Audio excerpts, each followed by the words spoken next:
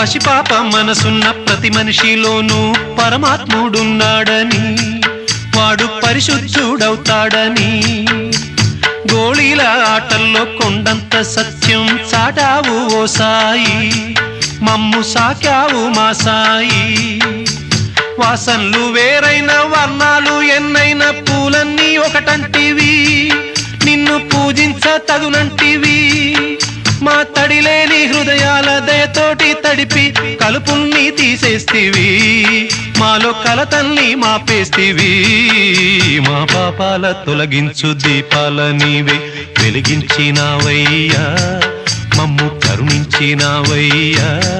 జన్మ జన్మాల పుణ్యాల పంటల్లే నిన్ను దర్శించినామయ్యా, మేము తరించినామయ్యా.